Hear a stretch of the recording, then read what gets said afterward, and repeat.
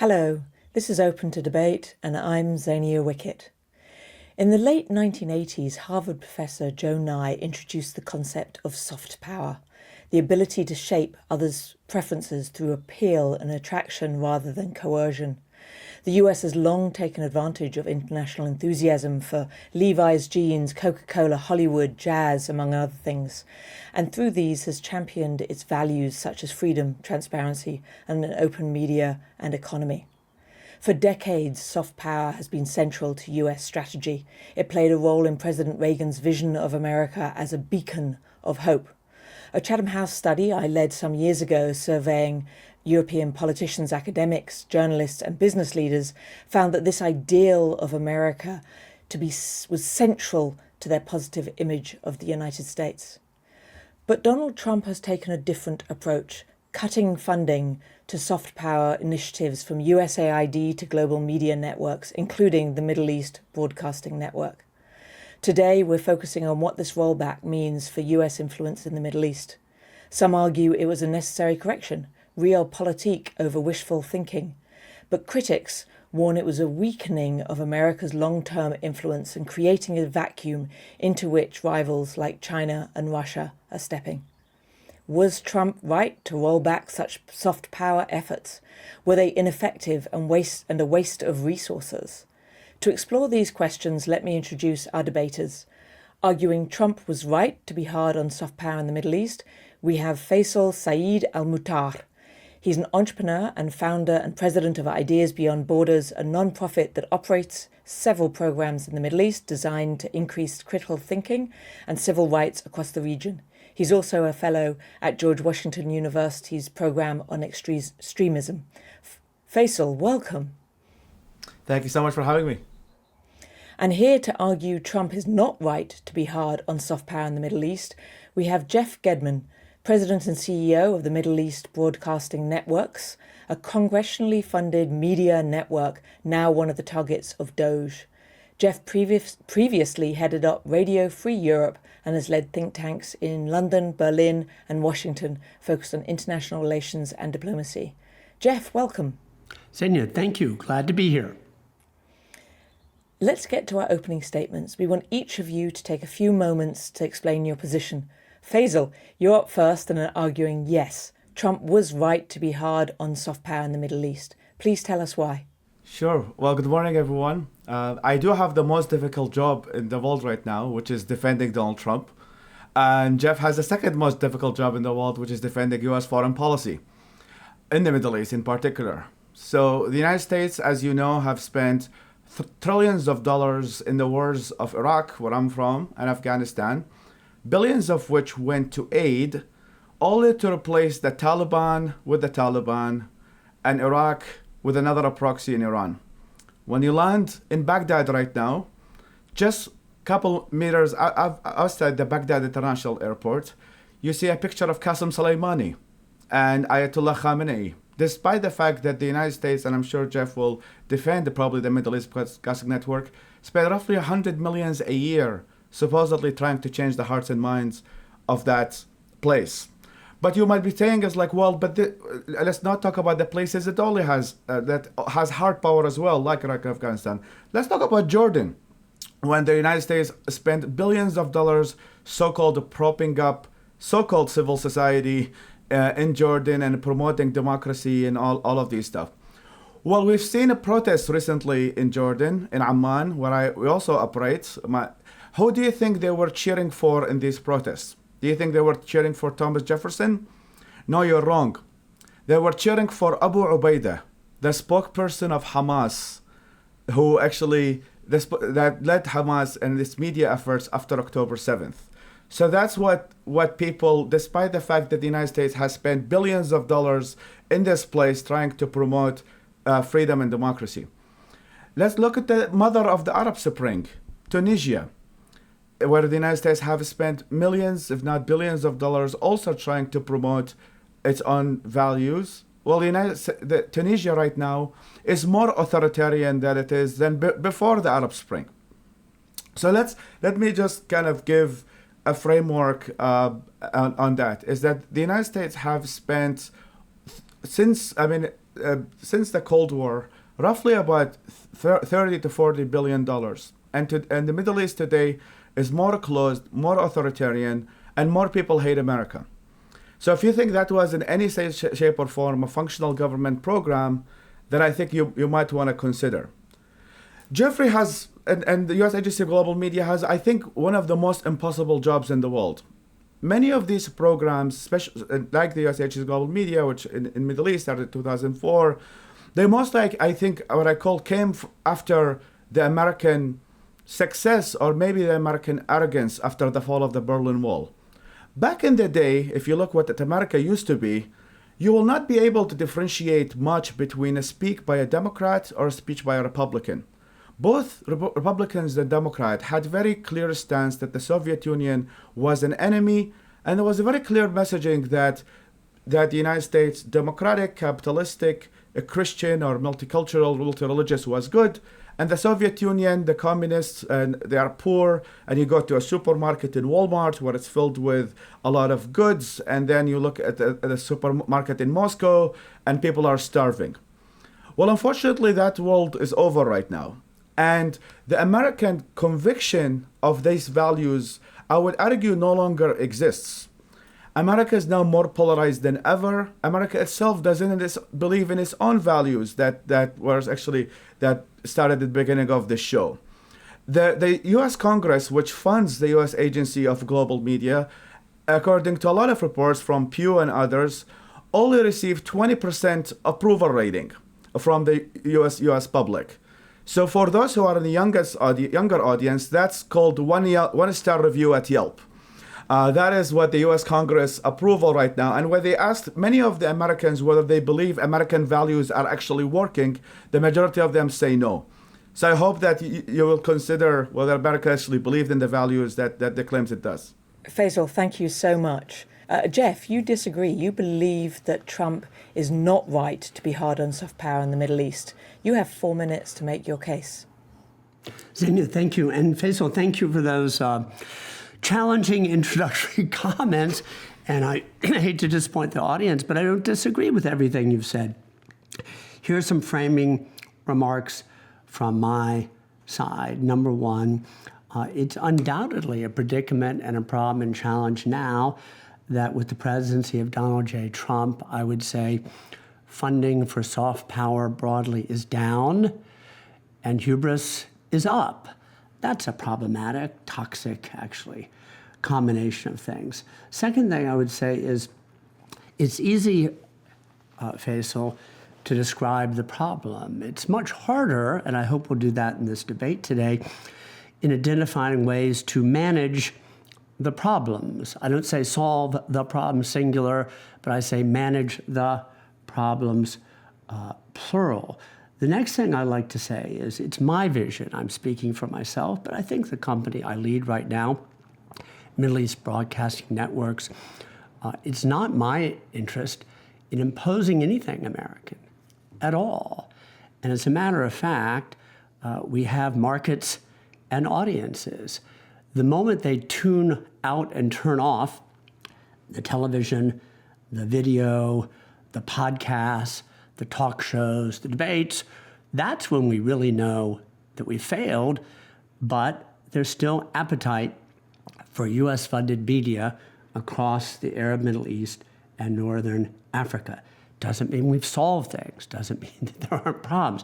Doesn't mean that we don't have problems with credibility, actually, but we still have audiences.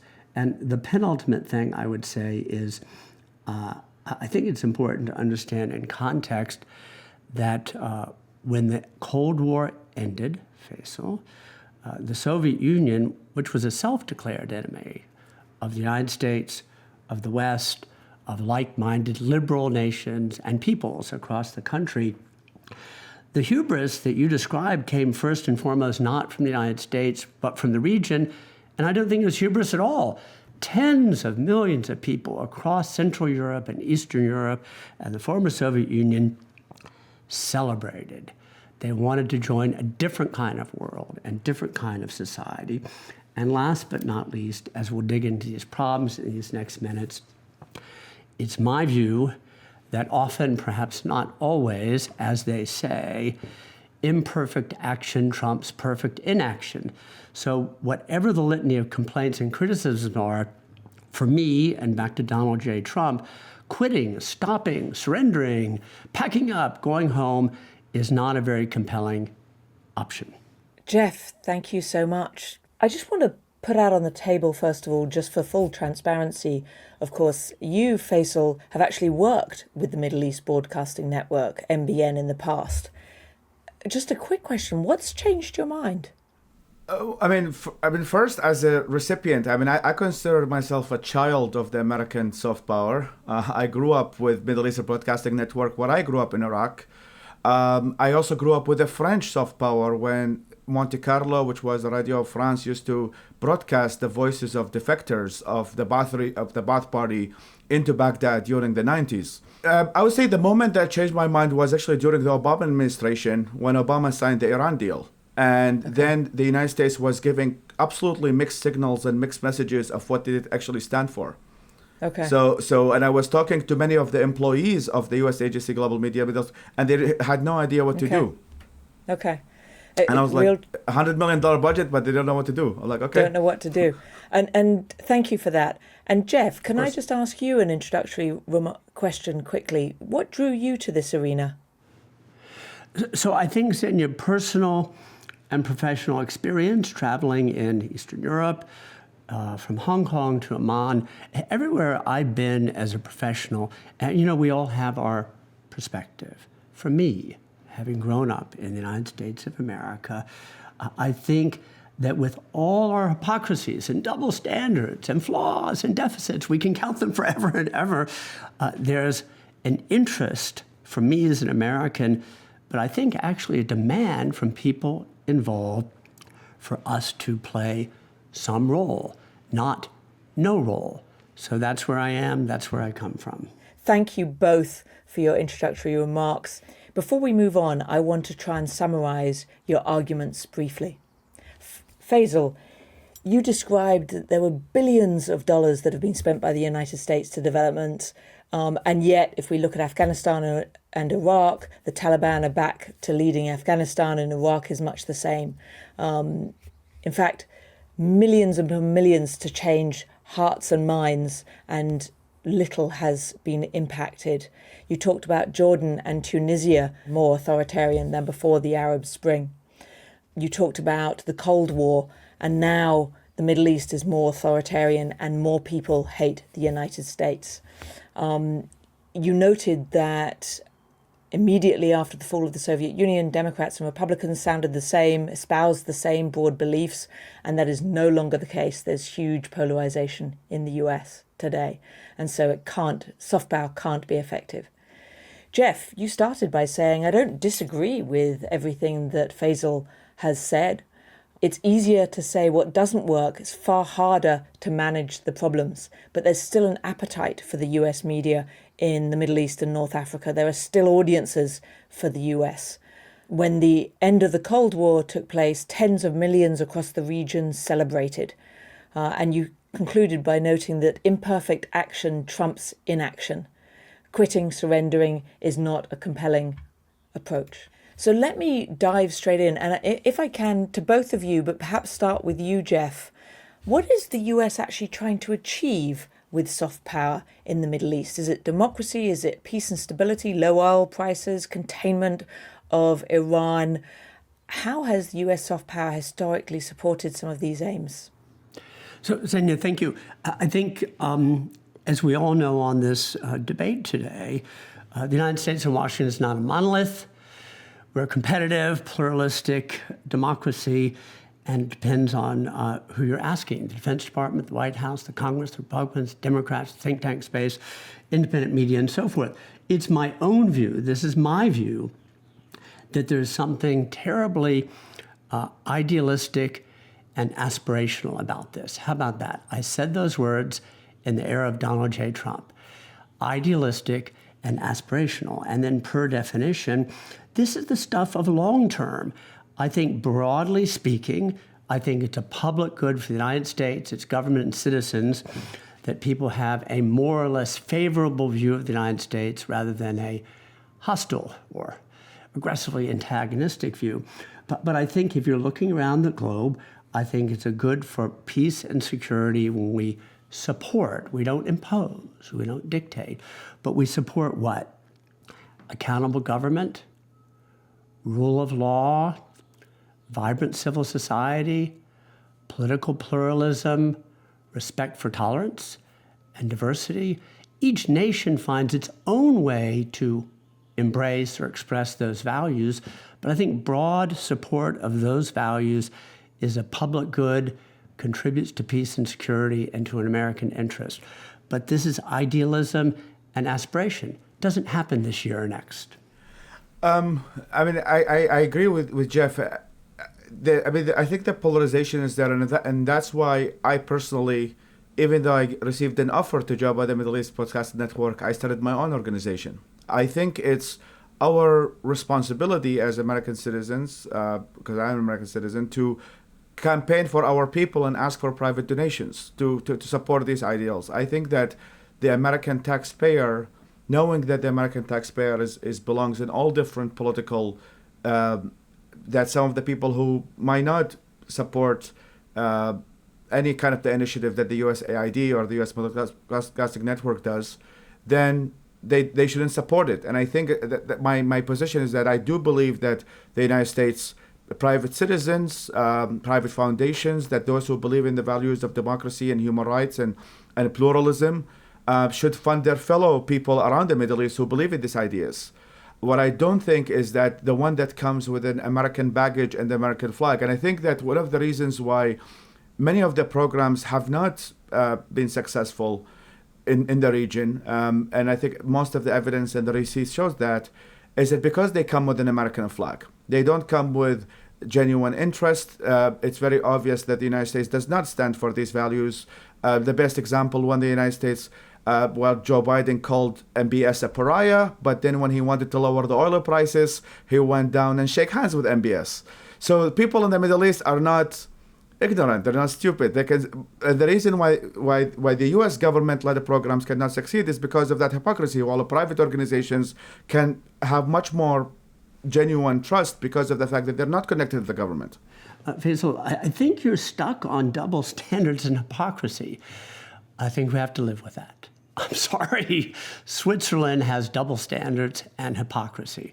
So we can come back to that. Second thing is, all the other competitors and partners in the region have state-funded broadcasts. Iran does, Saudi does, Qatar does, UAE does. And so you're arguing, the United States, please leave the court. I don't think so. And the third thing I'd say is, I'm all for this private initiative and private funding.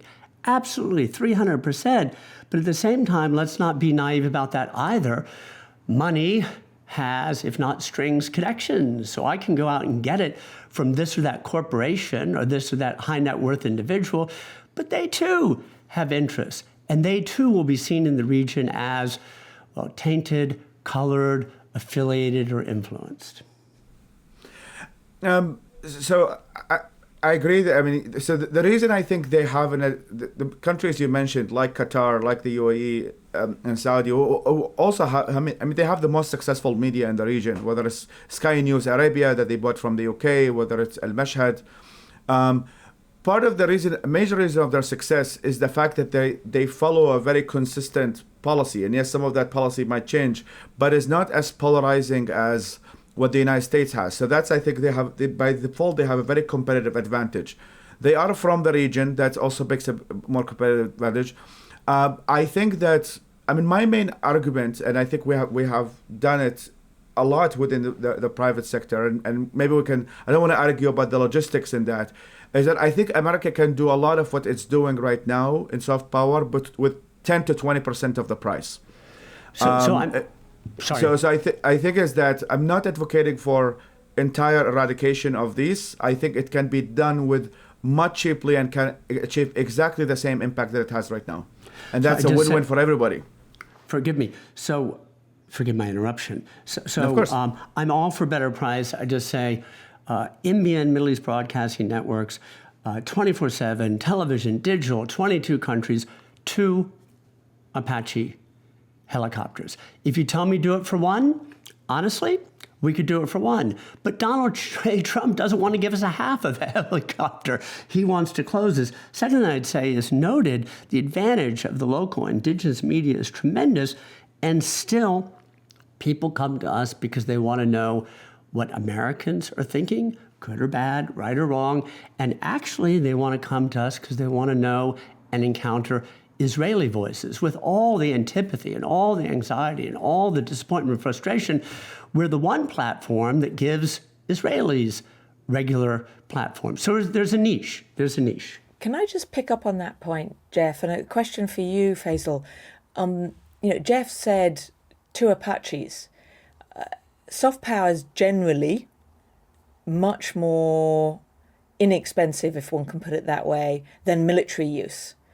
Donald Trump has made it very clear that he doesn't want to be bought into a military enterprise in the Middle East. So can you kind of, how, in the absence of soft power and the absence of wanting to use the military and given the cost of the military, just give us your understanding of why this therefore makes sense to shut down American soft power in the region? Defending the consistency of Donald Trump is definitely something that I always going to struggle with. But if you think about some of talking to foreign ministers and ministers who signed the Abrahamic Accords, for example, during the Trump administration, they look at it in kind of double-edged sword. The American withdrawal from the Middle East can be both positive and negative at the same time. The reason why it's positive, because that third party that's trying to fix stuff is no longer there. Part of the reason why some Arabs and some Israelis are actually more accepting of Israel today, especially the ones in the Gulf states compared to before, is that because they see that they're actually kind of stuck with the Israelis. Is that now the Americans withdrawing, they're like, okay, our neighbors, there is Iran, which is next to us. It's much more dangerous. We're more likely to now work with Israel than before, because America is no longer in the region. And they get the signals through both administrations, through the Obama administration when the Houthis attacked and then afterwards. So American withdrawal from the region, I don't think it has to be viewed only through a negative lens, because it's actually allowing the region to integrate and talk to each other more. And the Middle East Podcast Network is not the only channel that provides voices to Israelis. It's the UAE that provides channels to Israelis, the Sky News Arabia, the Mashhad, and many of the channels. So now the UAE is picking up the tab because they feel their survival is on the verge. So I think that U.S. withdrawal is not a negative thing. While in terms of hard power, I think that I wouldn't say I'm against a lot of the hard power, especially when some of it is asked by the region. Many of the U.S. military bases are there because of some of the allies in the region want it. So I think is that it's actually viewed, that is to some extent what a lot of these regions want. They want hard power for them to counter terrorism. They want hard power for them to stop some of the Houthi attacks. And at the same time, but it's more expensive, right? Hard power is more expensive than soft power to wield. If many of the countries in the region, especially in the Gulf states, pay for that hard power, so it doesn't come with a lot of cost to the Americans, and that's I think because when it comes with a cost to Americans, that's what I think the resentment is building. Like many Americans would want their America to be loved, but they see the bill, they will be like, I'm not sure I want to pay $35 billion. Faisal mentioned the Abraham Accords, which of course were brokered by the Trump administration in his first term between Israel and several Arab states. And it didn't rely on traditional soft power tools. So doesn't this suggest that a hard power, hard-nosed, interest-driven approach can succeed? Xenia, I think it can. And I am a proponent of hard power too. And I think we're looking at things in complement. And if we're thinking about a vision and strategies, plural, you need different instruments and different methods and tactics that are short and medium and long term. Then let me also say, if I may go right back to Faisal for a moment, I think this is a fact, and I don't mean this as American hubris, but I think it's a fact that still today, it may change, Donald Trump's mentality, attitude, and outlook may change this very quickly. But today, the United States in Europe, Asia, and the Middle East still plays a useful role as what? Referee, umpire, mediator. And were it to be the case, Faisal, as they say, be careful what you wish for. We will leave. Resentment toward the United States will diminish, let's say, maybe, but vacuums get filled. And they're candidates. And the candidate is not Qatar. And the candidate is not Jordan. And the candidate is not Morocco. The candidates are Iran, China, and Russia. And as a proposition of vision and values, I don't wish for that. And I'd like to say millions, maybe, across the Middle East will not wish for that either. There is some truth to that in terms of, the Arab Barometer report, which does a lot of research on now they just published one on soft power. China and Russia are viewed very favorably in the region, despite the American soft power money being spent. And there is a lot of reasons for that. One of the things is that China has invested in a lot of big infrastructure projects that actually impact daily lives of people. And that's not only you see it in the Middle East, but you see it in Africa. Most of the 5G networks in Africa is built by China. Many of the roads are built by China. And when you ask many of these people why do you like China more than the United States, is that the reason is that in many cases people see the Chinese products. They see the clean roads, they see better airports, they see all of these things that actually change the daily lives of people.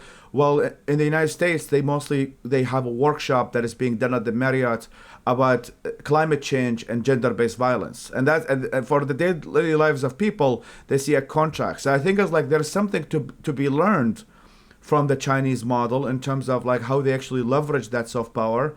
But there's a part of me there's actually something, speaking of democracies, the Germans, for example, Deutsche Welle, which is the German broadcasting network, they did this interesting thing of hiring most of the comedians from the region, and they gave them studios all across the Middle East, and they were able to get far more popular than the United States and any other European nations because they did this very creative niche thing that made them very successful. So I think is that let's rethink how can we do better because there is a lot of room there.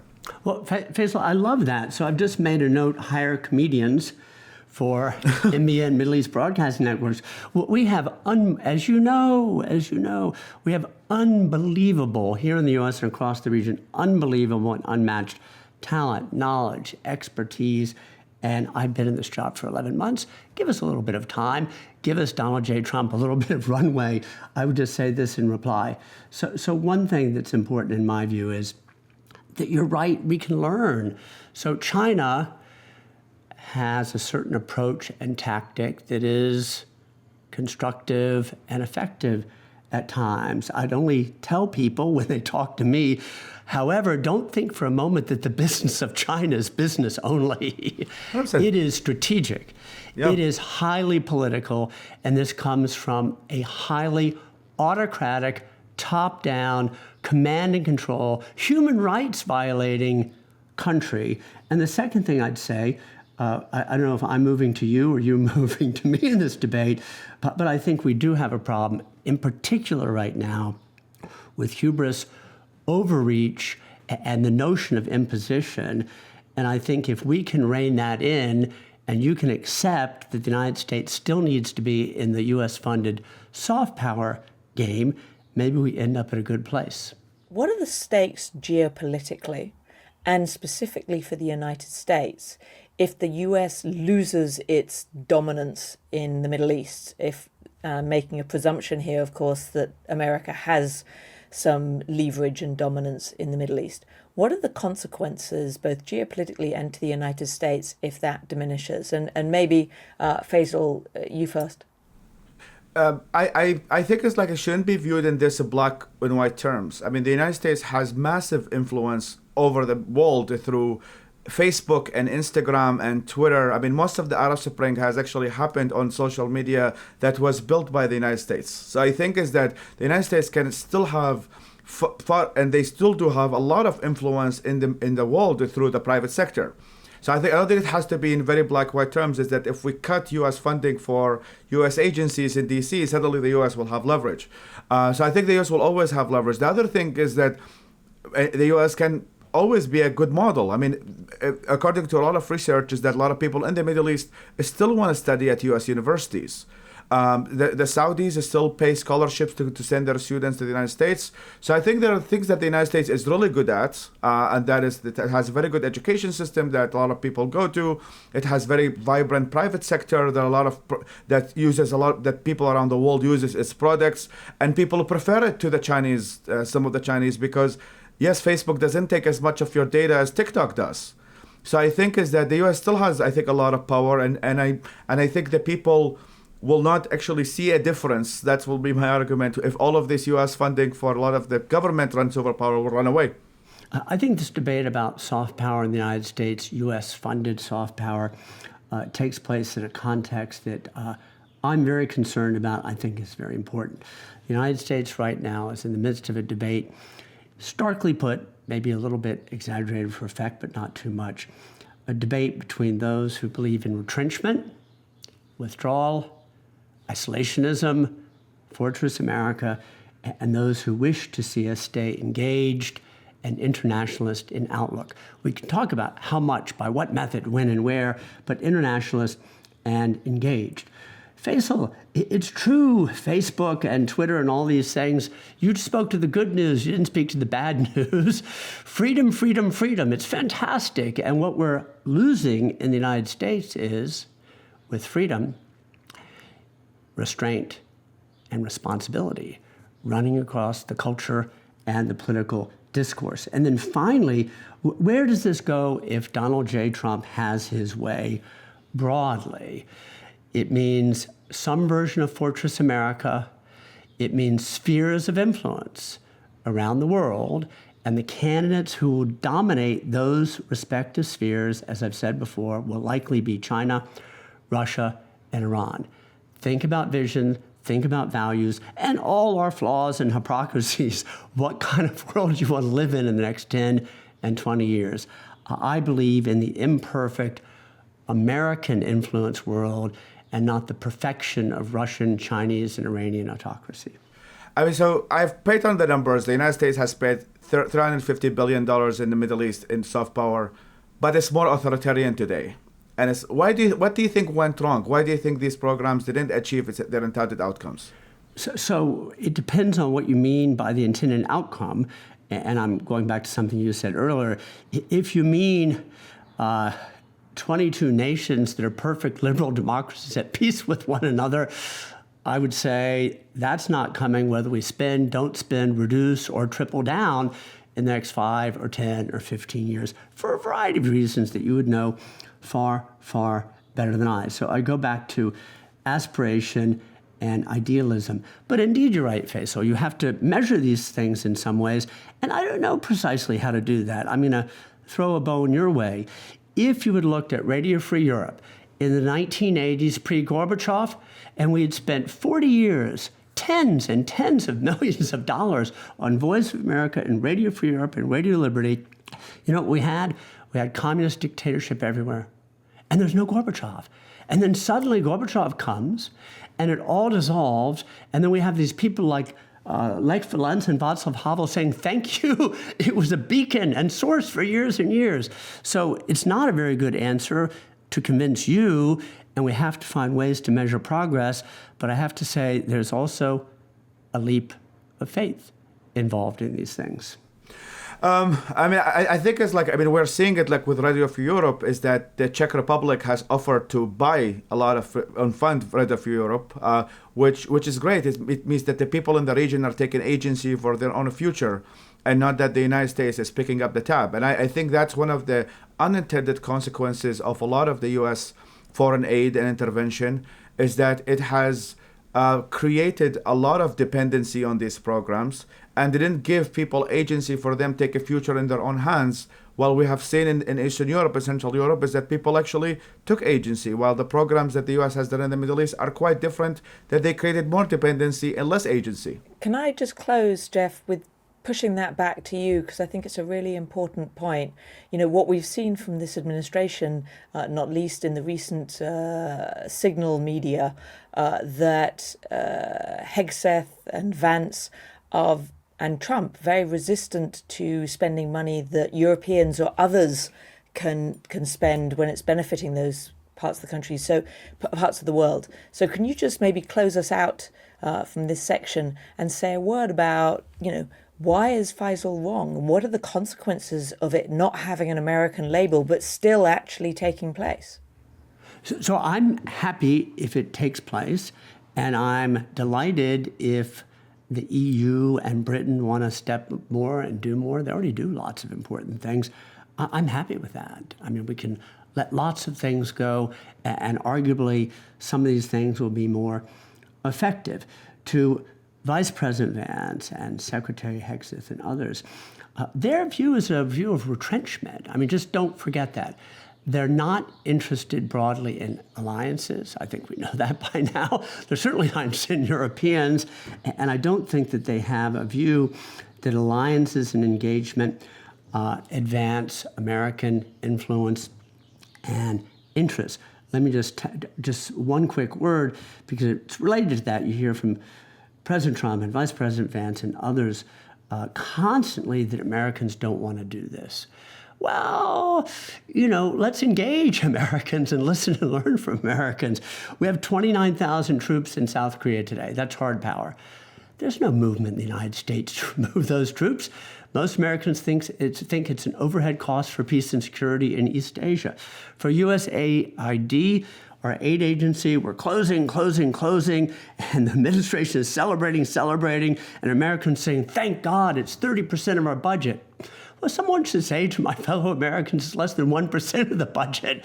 Maybe we can have a different conversation if we get our facts straight. Now we're going to bring in some other voices to ask questions of our debaters. First up, we have Nahal Toosi, who's a senior foreign affairs correspondent for Politico. Nahal, please come in with your question. Thank you so much. I'm really grateful to be here. My question involves trade. I realize that trade is a very complicated issue right now with the Trump administration. But when I'm overseas, I often hear leaders saying that they prefer trade to aid, that's what will really help their populations in a more sustainable way. So can increasing U.S. trade sub in for the loss of soft power in the Middle East? And I direct it to both of you. 1,000,000%. That is what people love American products. I think that's something that America is really good at. It's one thing that people all around the region, I think, just to give you, I think an example we can all see. What are the protests in the Middle East calling for more U.S. aid? You don't see any. Now with the United States cutting the funding, there are more protests in the streets of Amman for the leader of Hamas than you have people protesting for the USAID program. And the reason for that is because this money hardly makes it to the people, while U.S. products do.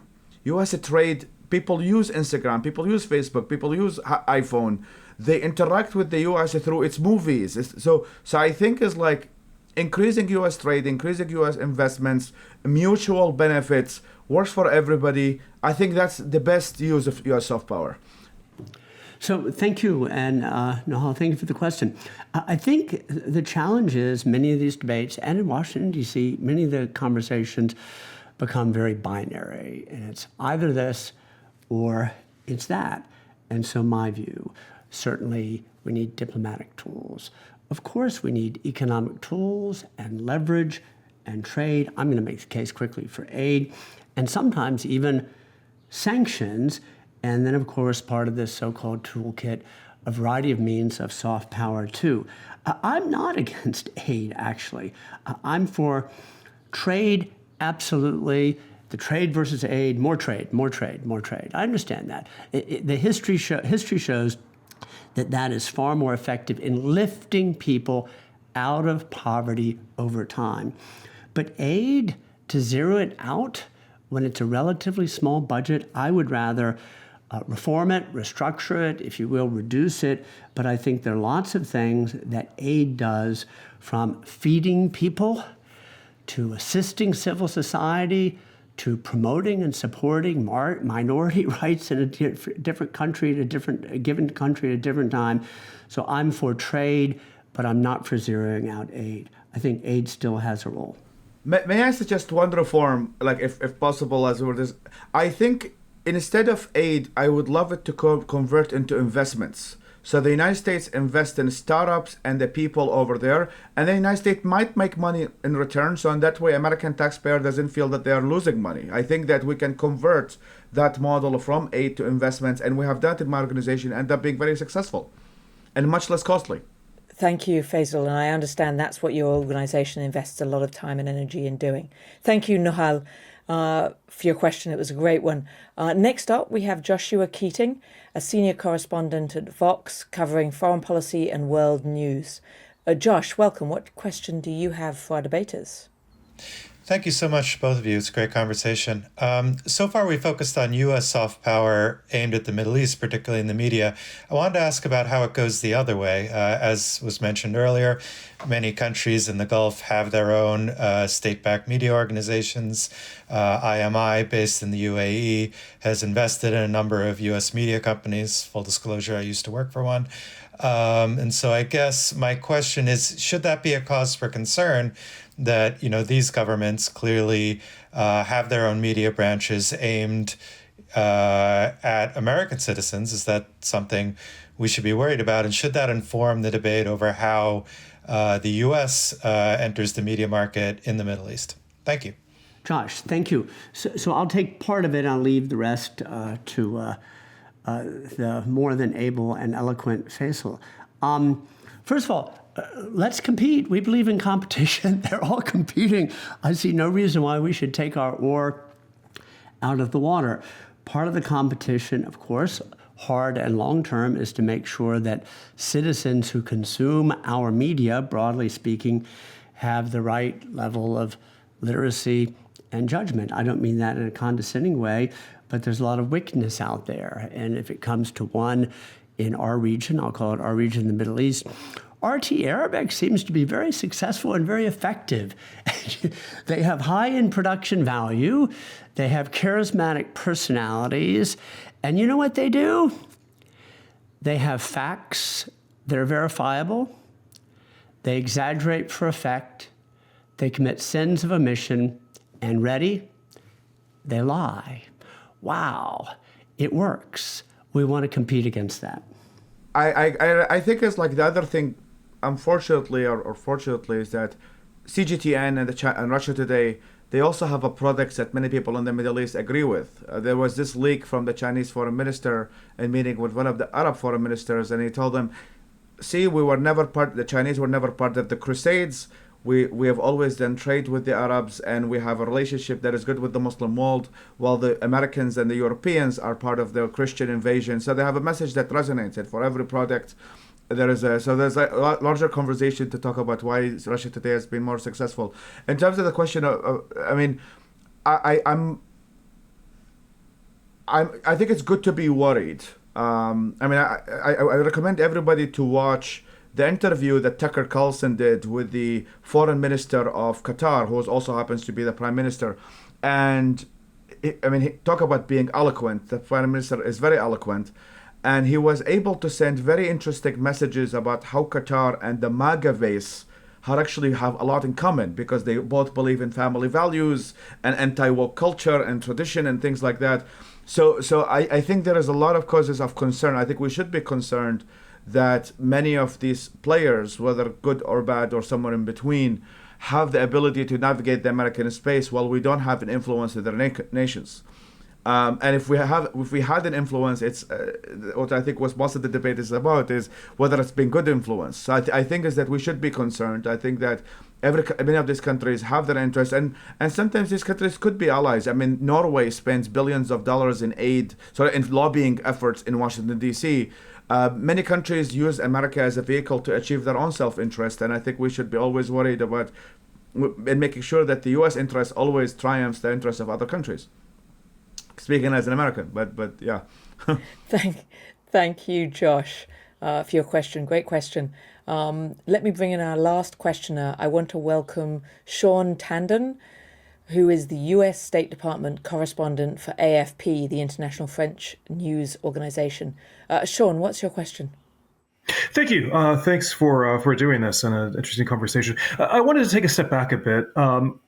In terms of looking at what actually the metrics are for judging the success of soft power, Faisal, you mentioned a little bit about how the failure to persuade the Middle Eastern republics on U.S. foreign policy goals. What is actually the goal of U.S. soft power? Are there broader goals, perhaps, the encouraging political pluralism, tolerance, perhaps some broader social issues? And can the U.S. actually be successful in that by using soft power? Or are we looking for specific policy goals out of this? I mean, my answer actually will be short. I don't think the U.S. has any. They don't know what they're doing. They don't have any concept of what they want to achieve. So when you don't have outcomes, you're not gonna. And because of the polarization and the shift between Democrats and Republicans and things like that, that policy keeps changing. So I think there is. I wouldn't say. I think part of the main failure is the fact that there is no consistent outcomes. Jeff will tell you it's going to be democracy and pluralism. There is another administration that comes in and says, no, it's about stability and counterterrorism. And that is the Iraq War in 101. They kept changing the mission of the Iraq War every 4 years. And that's, I think, is a very big disadvantage of U.S. foreign policy that cannot achieve anything. So I'm going to add in, Faisal, okay, fair enough. We're not clear. Iran is. Iran supports Houthis, Hamas, Hezbollah, and militia in Iraq. So you can either submit to that vision because it's so clear. I mean, it's just so clear. Or you can help us as allies in refining and clarifying our vision. It seems to me that we get back and back stuck on the flaws, the problems, blemishes, but it's still compared to what? And so be careful, again, what you wish for, because you have a great ally. Donald J. Trump wants us to come home. Watch. In his third term, he's staying for 3, he says. Watch. Celebrate. We'll come home and see what compared to what looks like across the globe and in the greater Middle East. It's not a vision that I have great confidence in. I mean, Trump, not to make a joke, but Trump is the closest can get to Middle East. He's pursuing a third term, and he had his son-in-law to do negotiations. It cannot get more Middle Eastern than that, Jeff. Well, yeah, that's troubling, is it not? You said, I know, I'm just Tucker Carlson, joking. I know you're joking, but his proxy and ally Tucker Carlson comes to the greater Middle East and meets with rulers and speaks to family values. Well, eye of the beholder. For me, bullying other nations and allies or intimidating and bullying fellow citizens here in the United States, that's not my definition of family values. Shaun, thank you so much for your question. You clearly got both of our debaters engaged with that one. Let me just follow up, because you've said something a couple of times, Jeff, that I think is worth pulling on the thread. A couple of times you've mentioned this idea of long-term. This isn't a long-term, this is has negative long-term implications. So can I ask you to just pull on that thread a little bit? What do you mean by that? What are the longer-term implications? And then, Faisal, perhaps you can respond to that. Of course. So, Xenia, by all means, I think one of the things that we Americans and in Washington do and fail with very frequently is to be clear about the problem we're endeavoring to manage, tackle. I don't say solve, but to manage or tackle. And right now, we're in a moment in American politics where every problem looks like a nail, and we have lots of hammers. And they're very big hammers. I don't think that's very sensible, rational, and it's not going to be very productive in the long term. So we have these tools, and certainly we have hard power, and certainly we have diplomacy, and certainly we have economy, trade, not versus aid, but I would say trade plus aid, and in some instances, sanctions. And I think for some of these things, and back to our subject of soft power, I don't think any of this is quick turnaround. I don't think it's highly utilitarian or transactional. And I think we're offering soft assistance in the name of soft power. Decisions get made in the countries by the peoples, and we're not able to dictate, don't want to dictate, and shouldn't impose that outcome. So for this soft power conversation, Xenia, I believe we're in it for the long run. I think we have testimonies around the world that speak to the idea, stick with us, just stay with us. Don't look for the transaction or outcome, stick with us. So it's this idea of we were successful in the Cold War because we had a long-term vision and we stuck with it. Faisal? So I think that one of the positive things that what Trump administration did is that it gave us a pause about these programs. It's asking us to rethink, and I'm very glad that some programs are already being restored, including the National Endowment of Democracy that funds a lot of democratic projects. But I think there needs to be a national conversation within the United States in 2025 about what the country actually stands for and what it wants to export around the world. I think there is a disagreement. I think what I disagree with Jeff on is that I don't think Americans they agree on the. I mean, I've been living in this country for more than 12 years. I don't think that, and the U.S. government is a democracy, at least for now, claims to represent the American people.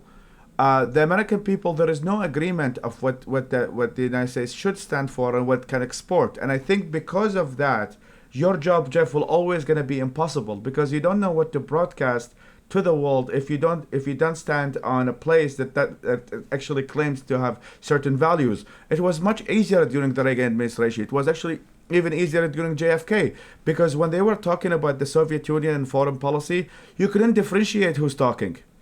Now, you had Obama made a deal with the Iranians, you had Trump killing Qasem Soleimani, you had Biden going back to the Iranians, and you had Trump now, all God knows what he's going to do. There is no consistency. So I think is that there is a conversation that needs to happen of what does America really stand for, and because after that conversation, then you can commit to long-term projects. Because as of now, it's just you want to do a magic wand and you want to fix things, and you're not going to fix things. Now's the time to bring it home with closing remarks. Faisal, you have the first opportunity for a closing remark. Give us the highlights of why you believe Trump was right to be hard on soft power in the Middle East. You have 2 minutes. Well, thank you so much again for having me. It was a really wonderful conversation. I think what it really started is it really ignited a very important conversation about the United States in the 21st century, United States 2025, its relations to the Middle East, and how we can develop better programs within the government and ideally outside the government of how to expand United States power around the world. The programs started in a day during the Cold War that keeps mentioning about the Soviet Union versus the United States. The world now is far more complicated. The U.S. message is very gray and doesn't know what it's doing.